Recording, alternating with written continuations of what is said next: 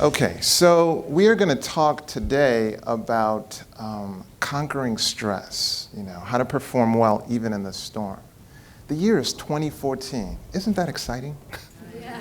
It really is. Every time I write it, I get a little rejuvenated. But I don't know about you, this is what my 2013 felt like. But I'm hopeful. Hopefully for 2014, this is what my 2014 will look like. All right.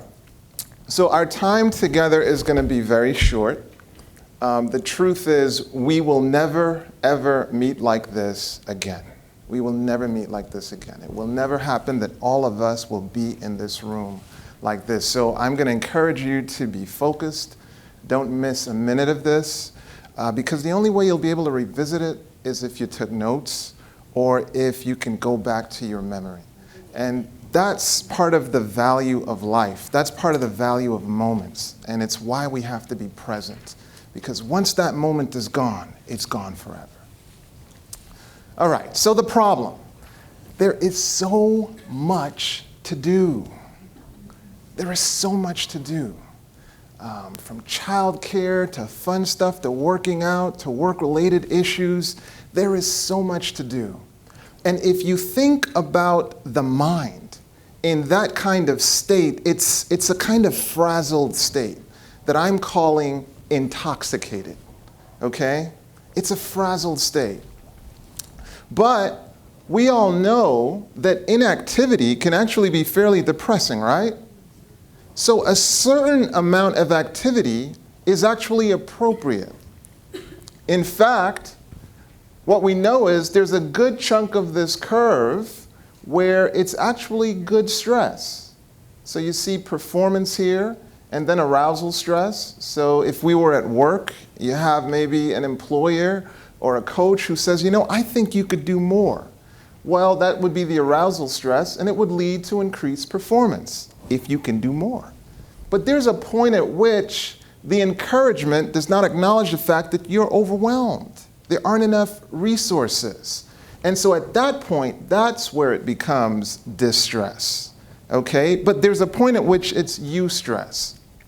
So if busyness is intoxication, then what would be the opposite of intoxication? I want to submit to you it would be sobriety. And if you really think about sober moments, there are some universal questions that come to you as soon as you have a moment of peace. A lot of times you're lying at home, finally about to go to sleep, and right before you fall asleep, a lot of times that's where you'll experience that moment of sobriety. What are those universal questions that come to you in those moments? Shoot them out. She said, worry. What are you worried about? What are the questions? Go ahead. Did I finish everything I needed to get done today? Did I finish everything I needed to get done? Fine. I'm going deeper, though. I'm going deeper. What are the universal questions we ask ourselves? Why? You're closer. Go ahead. Why am I here? Why am I here? We're all asking that. If we get serious enough, if we get quiet enough, we're all asking that. Why am I here? What's another way of asking that? What is my purpose? So see, I am a fortune teller. That's what it's really all about, isn't it? And one other question that we ask ourselves is, why is there so much suffering in this world? Okay? What's going on? Anytime we have a moment of peace, where we can have just a moment of sobriety. So my training background, I was trained at the University of Connecticut as a physician, at Loma as a psychiatrist, and then at UCLA as an addiction psychiatrist, which means I was exposed to some interesting theories, some interesting attempts to explain what I was going to experience professionally. And you know some of these theories, the Oedipus complex, the Electra complex, so on and so forth. But those theories left some questions in my mind. And it left me saying, you know what? How do I explain what is it I'm observing? More than that, how do I really understand this thing so that I can effectively help people that are coming into me in crises? It was going to require that I develop a theory. From all my learning, from all my experience, something that was going to work. Now, if the theory was going to be a good one, it would have to explain the observed phenomenon. It would need to predict what was going to happen. It was going to have to be verifiable by testing. It would have to provide guidance towards solution. And last but not least, it would need to empower clinicians and patients that I would encounter. Because I do quite a bit of training at Loma Linda, at the resident level, fellow level, medical student, physician assistant student, so quite a bit of training. All right, here's what's interesting. I noticed that there were some nurses in the audience. If you're in the ICU, you very quickly encounter the reality that there are what are called vital signs. Vital signs. And we rigidly, diligently pay attention to these vital signs because they're vital. It's pretty straightforward. But here's the question to you. If there are vital signs for physical health, what are the vital signs for emotional wellness? I don't think we as a field have helped really connect you to an organized, simple understanding of what are the vital connections of life until now. That's what I'm going to share with you all this afternoon. So first and foremost, part of the theory is there are some vital connections to your life. Vital connections. All right?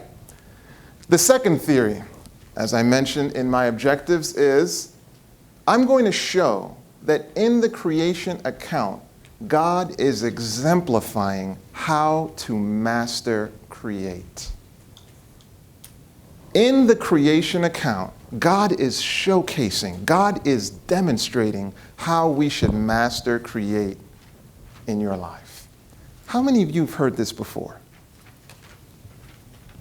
You've heard this before? They may have attended one of my other talks. So this is extremely exciting to me because I've been a Christian all my life and I never heard this. All right, so let me not waste your time. And so as you go through the presentation, I'm going to unpack this. But what you're going to find out is that the five vital connections, the connections that are critical in our lives. The first one is our spiritual connection. The second is our connection to community, so relationships, romantic and non-romantic, physical fitness, fiscal fitness, resources, a connection to purpose, and last but not least, connection to systematic, periodic rest.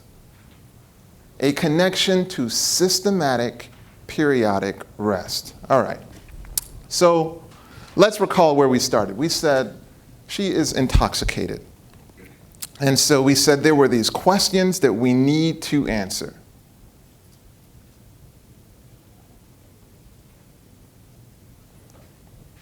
And so what's my theory? In the 7 days of creation, you are going to find God's example for master creating, and you're also going to see showcased the five vital connections. Let us begin. So it writes, in the beginning, God created the heavens and the earth. So this, of course, would be day one. But if you read verse 3, it says, and God said. Now again, I'm saying everything God is doing, He is providing us an example. How is He bringing things into existence? He's speaking them. Simple point, subtle point, and yet profound in its implications. He is speaking things into existence. He is sensitizing us to the power of our words. Are you aware that our words have creative power? So often we say things without recognizing the power that that has. Have any of you been affected by people who created trauma for you just with what they said?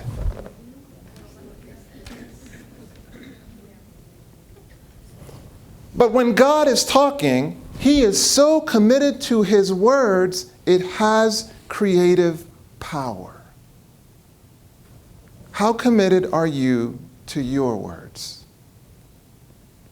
How committed are you to your words? If you say, I will be with you for the rest of my life, what does that mean? If we say, I'm going to show up every day on time, what does that mean? Do you see that? Do you see how a commitment to our words, it has creative power? So the question I'm posing to you is, am I my word? Am I my word? Do I live up to what I say? Do I have your attention? Yes. Good. So lesson 1, be your word. But on day 1, what does He make? Let there be light. And there was light. Okay? So light is the starting point of creation. Well then, what is light? So Psalms 119 helps to define it for us. Thy word is a lamp unto my feet and a light unto my path. Remember the big question we were asking. What is my purpose? Why am I here? And here you have King David letting you know, hey, the word is actually going to outline your path. Now, what does light allow us to do? It allows us to have, and I'll choose a different word, have vision. Light allows us to have vision. So how important is this issue of vision? How important is it that we be able to see? This is King Solomon. It's Proverbs 28:19. What's interesting about the Bible is the authors that have written these different passages.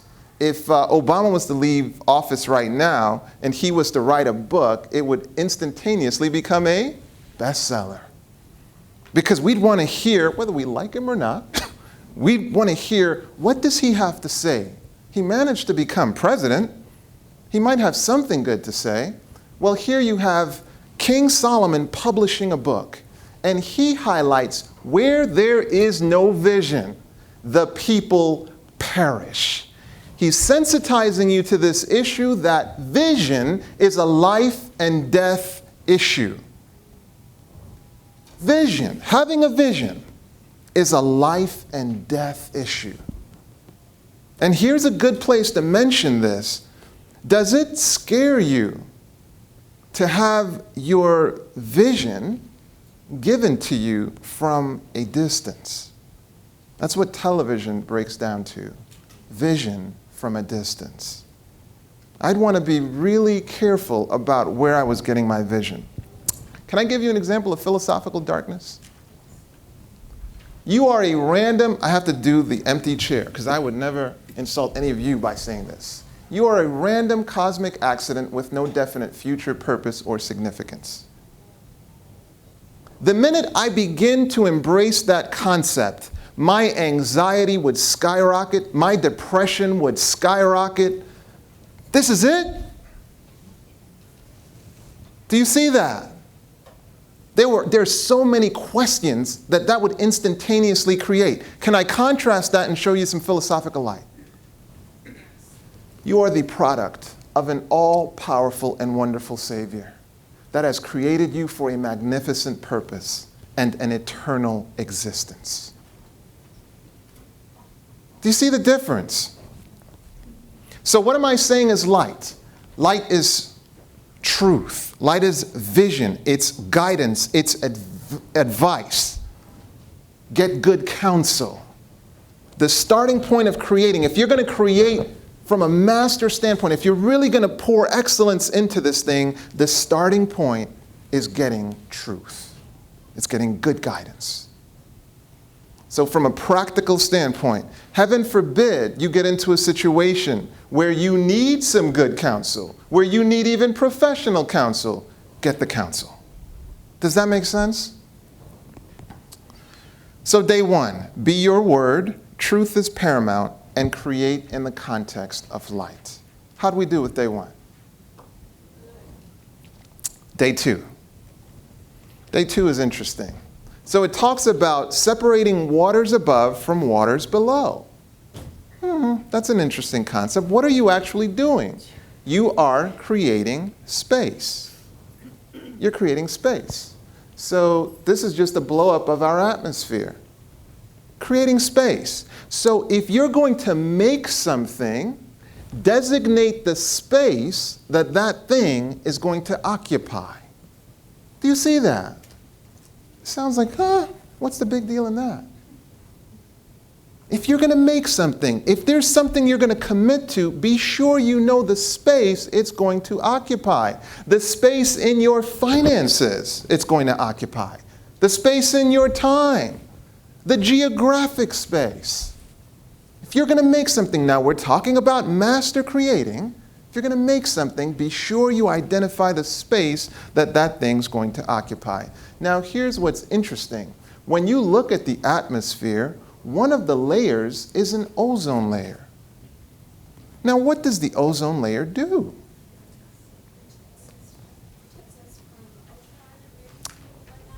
It keeps certain things out, and it keeps certain things in.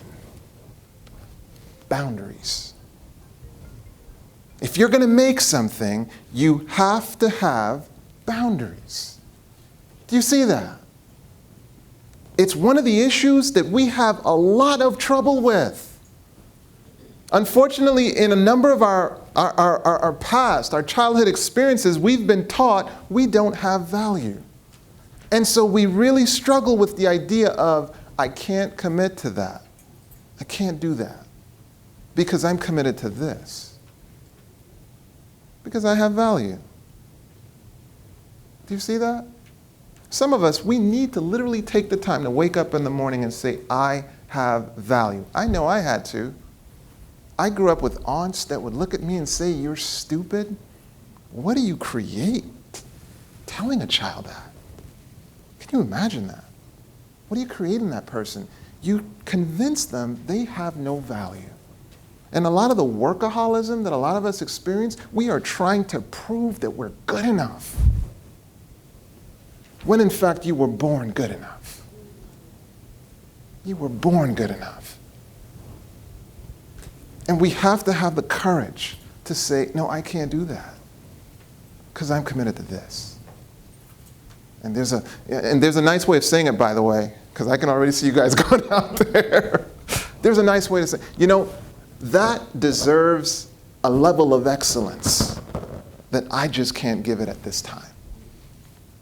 It's a nice way to say that. Okay, so boundaries. So I definitely want to encourage you to pick up that book by Dr. Henry Cloud and Dr. Townsend that talks about boundaries. And so much of our problems is our difficulty with establishing boundaries. Now, I was sharing with you that if you're going to make something, you have to create the space. You've got to anticipate the space that thing is going to occupy. Can I show you how we do this practically? Who here would be planning to have a baby and not be thinking about where the baby's going to live? Do you see that?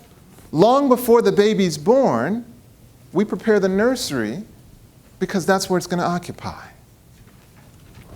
All right. In our culture, what we see instead, though, is a lot of putting the cart before the horse. We commit ourselves to projects and worry what it's going to fit into later. And that is the result.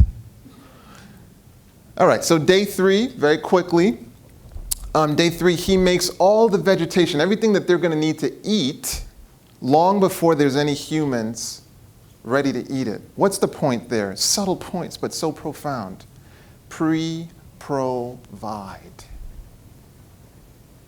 Pre-provide. Have you ever had the experience of showing up at someone's house starving? And in contrast, have you ever shown up somewhere and they anticipated that you would be hungry and they provided food? You ever have that experience? What a beautiful experience. Day 3, the principle, pre-provide. Anticipate the need and provide it. And let's not miss the fact that the original diet is a vegan diet. I don't have enough time to beat that to death right now, though. Okay, so day 3, pre-provide, and the original diet is vegan. Day 4, what does he give us on day 4? The sun and the moon. And so what do those two institutions give us? Time. Okay? Time. Our most valuable commodity. So there was a German study that looked at how they estimated the amount of time that we spend doing various activities. So look how much time we sleep, for example. Time at work, 7 years. Television viewing, 5 years. Cooking meals, 2 years. Kissing, 2 weeks of kissing, guys. But time is our most precious commodity, so use it wisely. And now by day 5, notice what we've done. We've said, let's start with light. Let's start with light. Then let's create space, okay? Then let's identify the resources. Then let's place it on a timeline. Are you seeing? And now it's time for space filling. So on day 5, you see him now fill the water with water creatures. And then he fills the air with air creatures. Day 6, and the point there is beautify your neighborhood. Add beautiful things to your spaces. Don't be like me, make poor decisions, and add ugly things to my spaces. Do you see this? Then day 6, he fills the land with land creatures, and now he makes the man. Yes, ladies, I think Adam was gorgeous. And then he makes the woman. Let's see what she looked like. She's gorgeous as well. That's my wife. So that picture used to get me in trouble. So. All right. And so then, as soon as he makes them, notice what he does. He gives them their purpose. Because purpose is a big deal. And so what is their purpose? So this is Genesis 26 and 28, and it emphasizes that they're made in his image, God's. They're to multiply, they're to dominate and replenish. And this word dominate, this sounds so ugly, like dominate? No. It's to dominate with love. Okay? To dominate with love. And so here is the point. What is the significance of the fact that they're made in God's image? What is God's image? So imagine for a moment if I told you, now you guys have to help me out. Who's a person that you guys consider very beautiful? Any names? I have no fucking idea nowadays. Did you say Joan London? No, it's that woman on the picture. Oh, my wife, Florence. Yeah, she is beautiful, isn't she? So if I said to my sister over here, hey man, you are the spitting image of fill in the blank. No, a female, beautiful female. She said, like, we need a little color here. So you are the spitting image of Michelle Obama. Thank you. Thank you. You are the spitting image of Michelle Obama. And assuming you believe Michelle Obama is beautiful, I think she's beautiful, you're like, well, thank you. Thank you for that. Wow. But imagine that. You'd start feeling pretty good.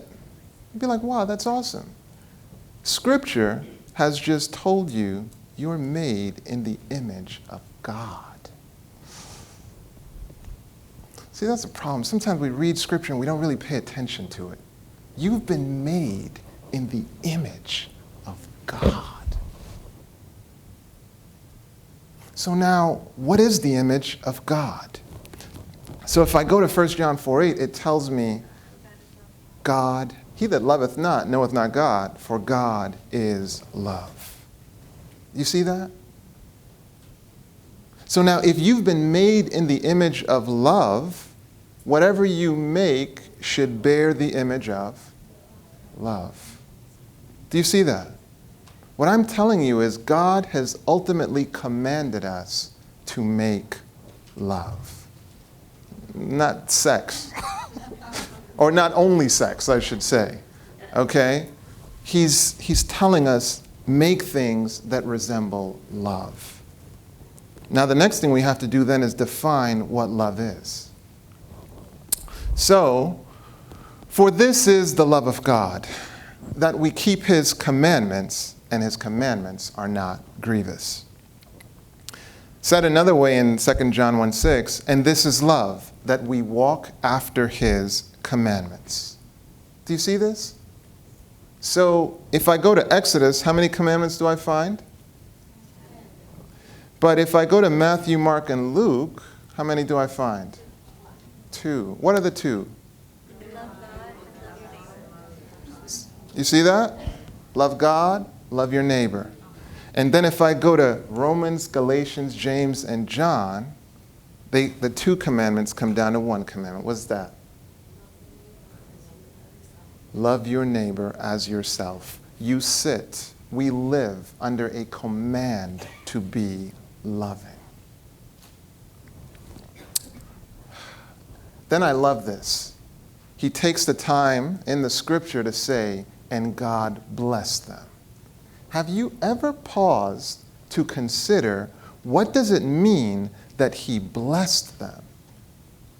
So I studied it out, and what it means is, like, if someone makes something, they empower it to fulfill the task.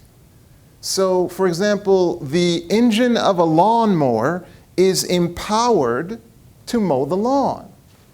But on the other hand, the engine of a Lamborghini is empowered with the ability to go from 0 to 60 in 3 seconds. Okay? We have been empowered to be loving. And what does that mean from a practical standpoint? And this is where it gets a little bit more scientific.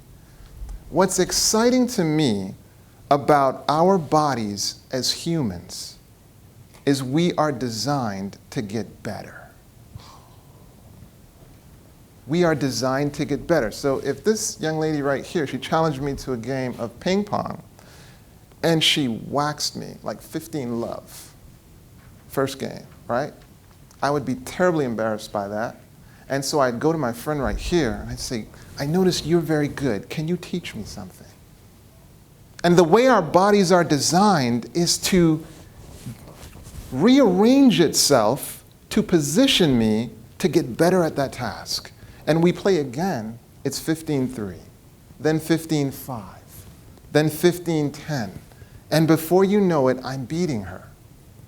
Because we've been designed to get better. So, what is it that God is really calling us to do? And here's what was earth-shattering to me. He has empowered us with the gift to be godlike.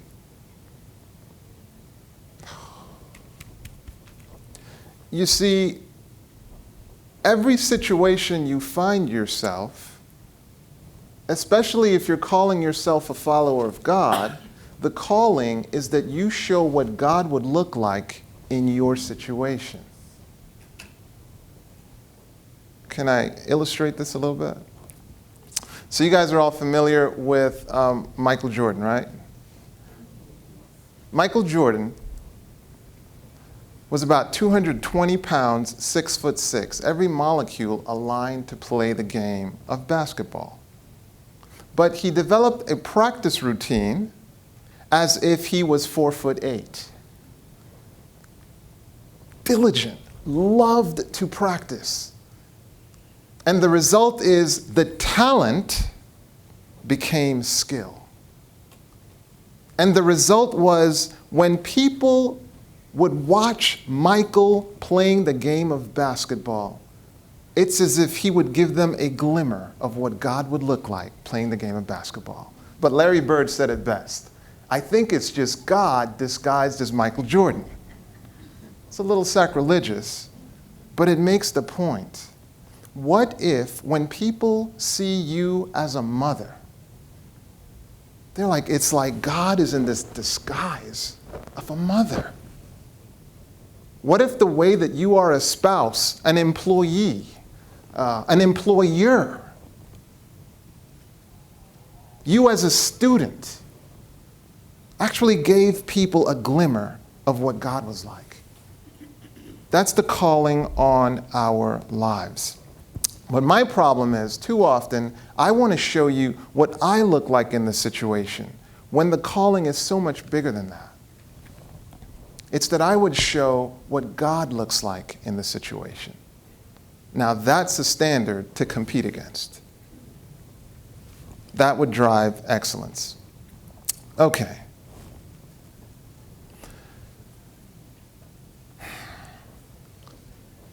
The really exciting thing that I have to remind you is that one of the things we each have in common in this room is there is a dream sitting in our chest. There's a dream, there is a purpose, there is something, there's a calling sitting inside of you. Some of us made the mistake of telling people our dream. You ever talk to children and they're so willing to volunteer, hey, this is what I want to do. And you get some people who are so cruel, they quickly, systematically kill the dream. Oh, you could never do that. Oh, that's silly. Or sometimes we just humor them, as opposed to in a meaningful way. Can you remember the people who got behind your dream when it seemed impossible? There's a dream sitting in your heart. And I want to encourage you to pursue that dream. Day 6 is purpose. I treat addicts, and there is no greater high than when you know you are in purpose. When you know you are living that dream. When you rise above the people that have tried to crush your dream. For me, it was coming out of the ghettos of Bedford-Stuyvesant, Brooklyn, New York, and looking at how hard my mother was working. My mother was a single parent. And saying, I don't want that for myself. I don't want that. And I want something better for her. And developing this dream that, hey, one day I could become a physician. You see, there are some capabilities that the brain has. One capability is the ability to record the present and then revisit it. So you can go back in your memories. And that's vital. Please don't minimize it. Some of you have already experienced tragedy. You've already experienced loss. But the soothing thing is when you realize you spent sufficient time with that person, wisely enough, that you've internalized them. So that you can literally smile sometimes when you remember what you guys used to do. You know? You can get together with people and you can laugh about it. And that's the power of memories. And that's why it's so critical to make use of our times. But there's something else the brain can do. It can travel into the future in that it can extrapolate. It can look at patterns and say, you know what? This is probably going to happen. So you can anticipate the future. But it's not my favorite thing the brain can do. The thing that I absolutely love that the brain can do is the brain can generate an image of something that is not your reality right now. It can generate an image of a future that's disconnected from your present. And if you have this much belief that that thing will happen, if your belief in it is that degree of substantive, the Bible says you'll be able to move mountains. I wonder if there's anybody in here that has some mountains that need to move. That's the power of vision. This is the gift that God gave us. The ability to envision something that's not there. And so that's why for his followers, he's like, we walk by faith, not by what's here right now. Any great thing that was accomplished resulted because people were able to see something that wasn't there right now.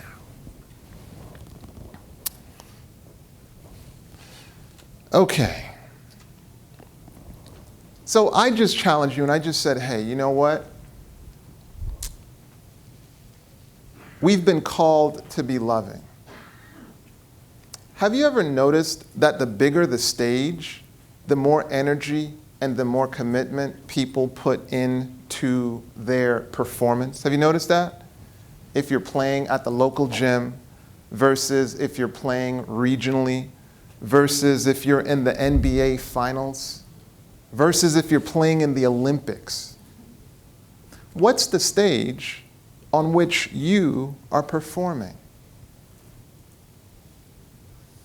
Have you ever stopped to think about that? Who is observing your performance? Again, as a spouse, your performance as a child, your performance as a boss, who is watching it? Is it on the local level? Is it on the national level? If you read and believe God's word, you know your performance is on a cosmic level. Cosmic. At least one person you know is observing it is God. So what kind of commitment should you put into that performance? So what I want to share is it's all about how you view it. So I may show you a woman screaming, and if I said she was being attacked, obviously that would be distress, right? But if, on the other hand, some of you noticed her gown, I told you she's about to give birth, you guys are like, no, that's still distress. For those of you who went through it, he's like, he doesn't know what he's talking about. So I want to share with you the work of Dr. Kelly McGonigal, How to Make Stress Your Friend. For a long time, we've been saying stress is bad, stress is bad, stress is bad. I would encourage you to pull her up on YouTube because you're going to absolutely love her, her talk. It's actually a TED Talk, but super exciting on stress. So here's what she observed. There was a study involving 30,000 Americans, right? There were two questions they were asked. How much stress do you experience? And do you believe stress is bad? So the increased stress had 43% risk of dying. But the increased risk only applied to people who thought the stress was bad. Okay? So if you didn't think the stress was bad and you still experienced increased stress, you didn't have that increased risk of dying. People with increased stress who did not think stress was bad had the lowest risk of dying, comparable to the little or no stress. So they did a social stress test. So they increased stress by challenging you to do a task while providing nonverbal negative feedback. So it would be stuff like, hey, I want you to count backwards by 7. You're not counting fast enough. Come on, you can do better than that. Anyone can do better than that, okay? And just antagonizing the person. So the default stress response, if one believes stress is bad, is increased heart rate, and get this, vasoconstriction. What that means is the blood vessels vasoconstrict. So when you're stressed out, and it's bad stress, heart rate goes up, but your blood vessels constrict. Now, what's the big deal with that? When the blood vessels constrict, now the heart has to pump against more resistance. It has to work hard. Now, you may say, well, what's the big deal with that? The heart is strong. Well, the heart has been beating for as long as you've been living. So you may be like, well, what's the significance? I recently took up biking. So now I will bike for maybe about, let's say, 25 miles max, right? But apparently there are these monsters out there who will bike for like 200 miles. You know some people like that? Great workout. But the thing is, the concerns I have and the concerns they have are very, very different. People riding their bikes for 200 miles, they care about every detail about that bike. Back to the heart. When it's beating at that amount, that constantly, it cares about having to work harder than it needs to. This is why high blood pressure is so damaging. Back to stress. So these people who are experiencing bad stress, not only is the heart rate going up, but the blood vessel is constricted. But what they found was the stress response, if the person believed the stress was good, again, the heart rate would go up, but this time there would be no vasoconstriction. So now the heart is not pumping against more resistance. And this, of course, contributed to when these people experienced stress, they didn't have the increased risk of dying. Are you seeing this? So now we as a medical community, we've been saying stress is bad, stress is bad, stress is bad. So you said stress is bad. And so now when you're experiencing the stress, you're experiencing it in a way that's more deleterious to you. Do you see that? Okay. Well, one of the things that was noted was oxytocin is one of the stress hormones. It's pumped out by the pituitary gland, and it primes you to get this. In stressful conditions, reach out to people. Reach out for support. You may be aware that oxytocin is actually released during breastfeeding. You know, so this hormone is being studied quite a bit. It has you crave physical contact, but it helps you respond to stress in a more helpful way. One of the things that's been noted to do is to keep blood vessels relaxed during stress. It helps heart cells regenerate and heal from the damage of stress.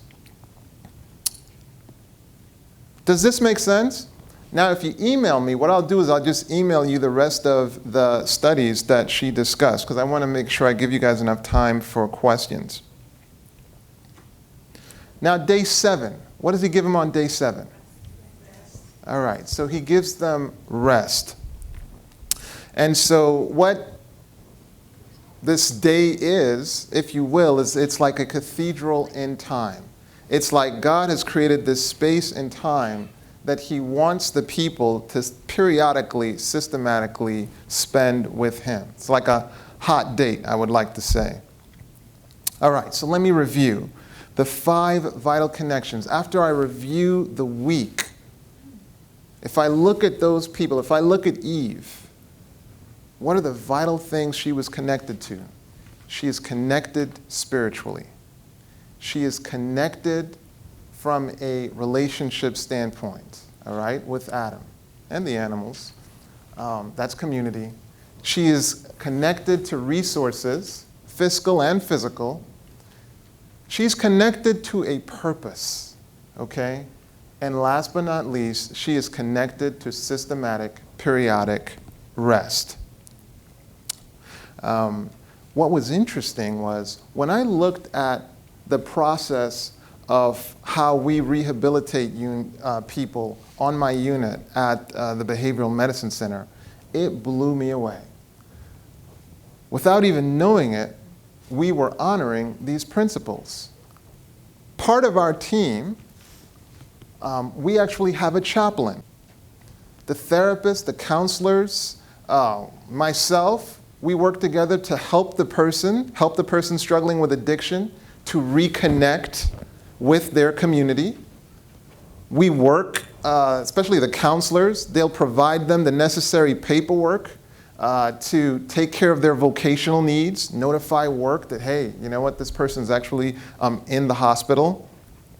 We all work together to reconnect the person with purpose. And last but not least, would you believe the unit actually has a recreational therapist? Blew me away. Let me review the process of master creating. And I really want you to pay attention to this. And keep it in mind, if you had a project, what would be the ideal way of attacking that project? And so it's starting with light. You start with counsel. You talk to people who've done this before and done it well to your satisfaction. Then you would create space to accommodate ultimately the creation. You would identify the resources that you need. Then next, you would establish your timeline. You would add beautiful things. And then last but not least, well, you'd be guided by a purpose. And then last but not least, you would systematically, periodically rest to assess your creation. Does that make sense? So I have to warn you about something. One of the things that we're seeing in our culture, I just shared with you that one of the most beautiful things about being human is our ability to create visions and then realize them. I mean, this is awesome. We have the ability to actually create a vision and then make it happen. I want to sensitize you to how much effort is being put into substituting your creating of a vision. Substituting that. Like the commercial industry, they're spending billions to replace your vision. Television and a lot of the things that we're watching, we are suspending our ability to envision something and then bring it into reality. Isn't that scary? So I just want to pause at this point for any questions that you might have.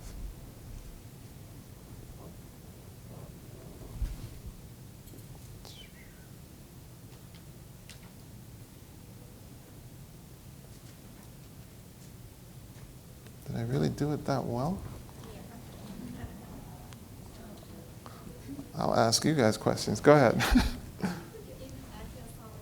Yes, ma'am. Okay. Well, I have it on the last slide, but it's drwhite@gmail.com. So DOCTORWHYTE. I'm going to put it on the last slide. Any other questions?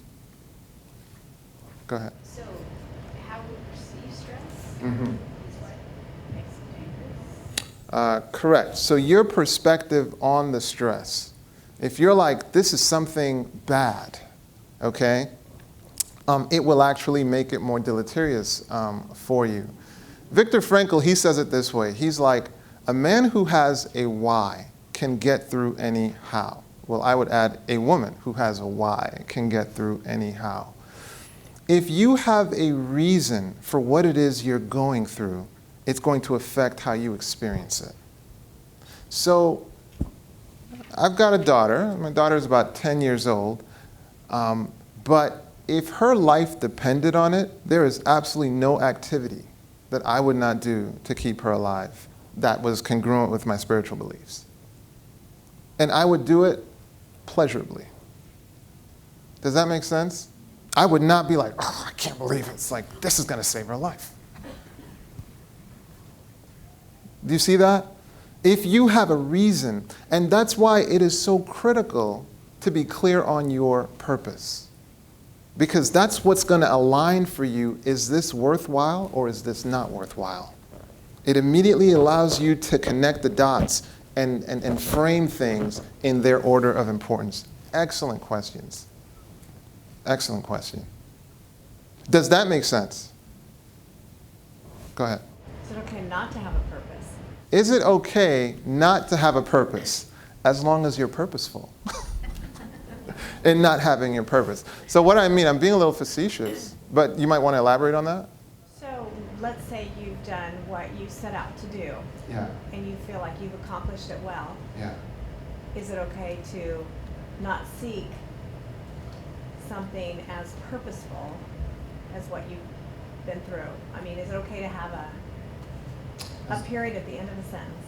That's day 7. Rest. Rest. If you really listen to the word recreation, what is it really? Recreation. Recreation. And it is a vital connection. As vitally as you connect spiritually to your significant others, to resources, you need to connect to recreation. You need moments of nothingness, moments that rebuild you spiritually. It is absolutely legitimate to at times say, you know, part of my purpose right now is nothing. I just want to be. I find that so critical. Excellent question. A realization that I came to maybe 2 weeks ago, or maybe about a month ago, in dealing with relationships that I thought were difficult or trying, whether they be work relationships, family relationships, romantic relationships, friend relationships, was not the relationship, but rather how I dealt with the relationship and the whole spiritual type of warfare going on with my mind. Did I do the right thing? Did I say the right thing? Am I enough? Am I worthy? So that it's not me dealing with these outsiders, but rather my mind and the tricks that my mind play on me. And I am a Christian, so a lot of what you said resonates with me. And so I take time to read and to meditate and to pray, but it's for me, it's my mind. It's me messing with me, if that makes sense. Well, that goes back to what I'm saying in terms of our brains create a vision that we move towards. I mean, this concept, I don't do it justice. I don't do it justice in terms of how powerful it is, what it is you think. I cannot tell you the scores of patients that come into me and say, I'm depressed.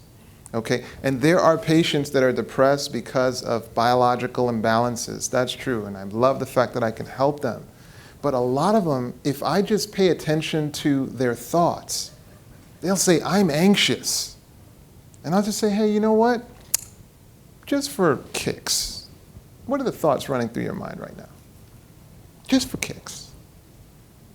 Well, I don't know. Well, I'm in the middle of a divorce. I'm worried about my son. I think he might be smoking something. Just for kicks, Well, I'm struggling at work. I'm feeling overwhelmed, blah, blah, blah, blah, blah, blah, blah. But that has nothing to do with this. What do you have for me? Do you have anything to help me? That's the response. We are oblivious to the power of what we deliberately focus on or not focus on. We let our minds just run. And unfortunately, the mind's tendency is to run towards the negative. We tend to center our focus on the hurtful things. And you should see how this shows up in relationships. Person sitting there, and clearly he's upset with me. I mean, it's clear. Look at his body language. Arms are crossed, I mean, it does a number on us. So yeah, I think if we sensitize ourselves to what we're thinking and what our purpose is, I think it definitely can change our interactions.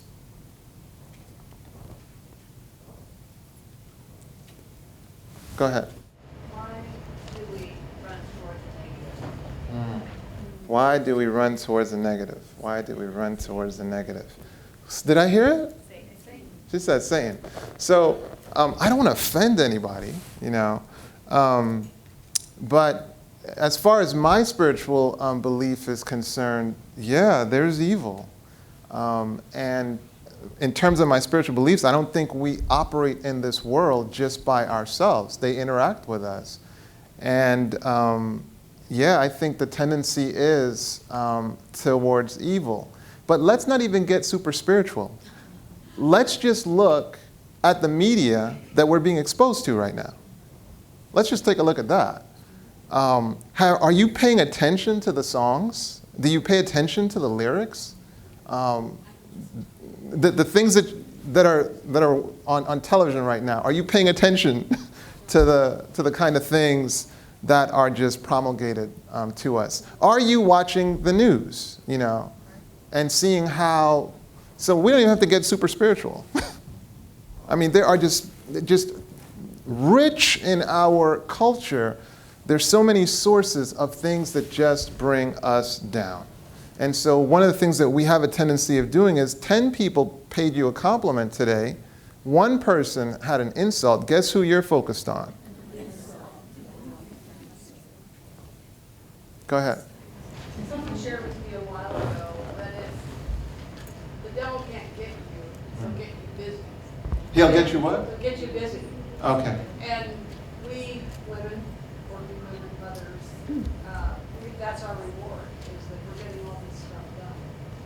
And so to me, at times it just feels like we're not productive. And we've got to move to that being okay. But I think that's a cycle that many of us are in my circle.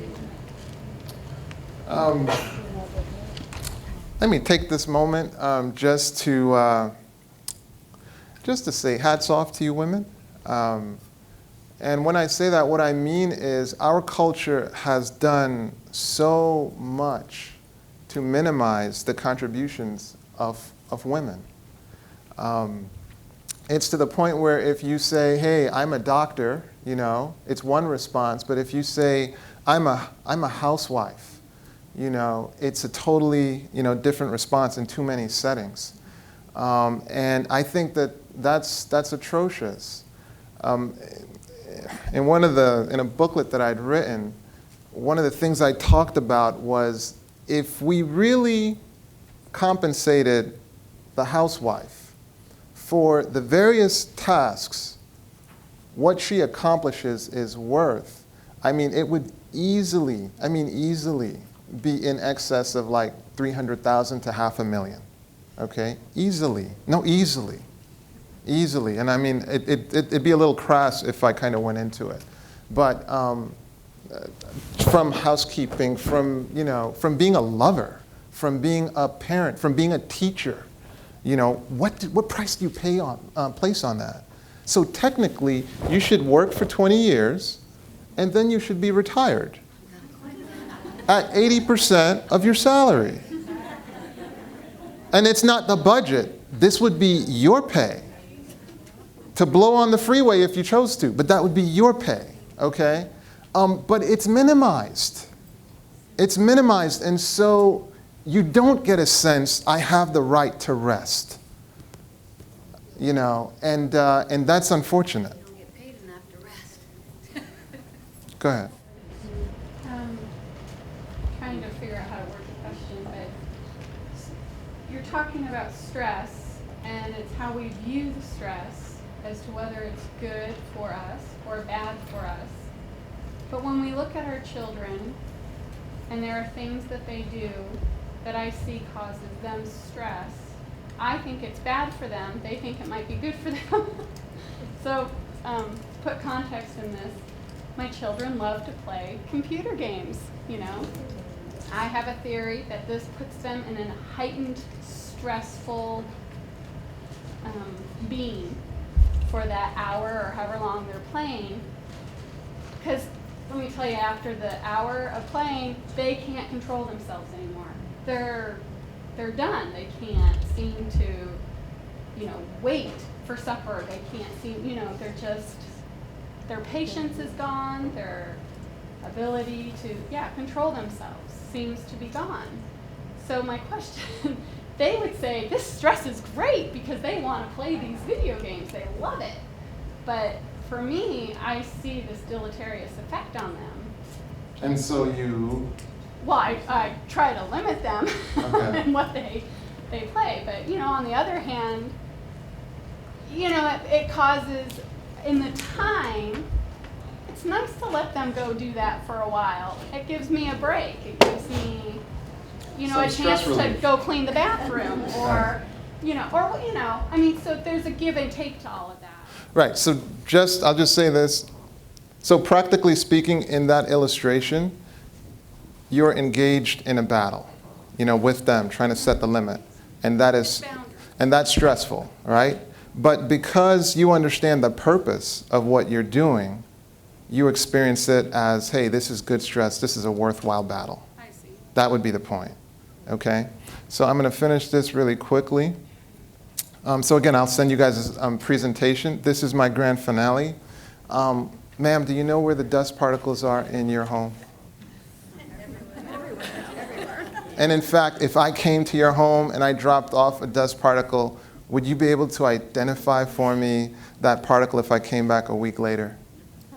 No? All right. Well, this is our planet, Earth. And this is Earth compared to the sun. This is the sun compared to a star called the Arcturus. Now, this is Mercury compared to Earth. This is Earth compared to Jupiter. And now this is Jupiter compared to Sirius. On this scale, look at this, Sirius versus Aldebaran. At this point, Earth has disappeared. Okay? This is Aldebaran compared to Betelgeuse, and this is Betelgeuse compared to VY Canis Majoris, all right? The biggest star in our solar system. What is my point? He died for an invisible dust particle. Thank you guys so much for your attention. Oh, and this is my email as promised.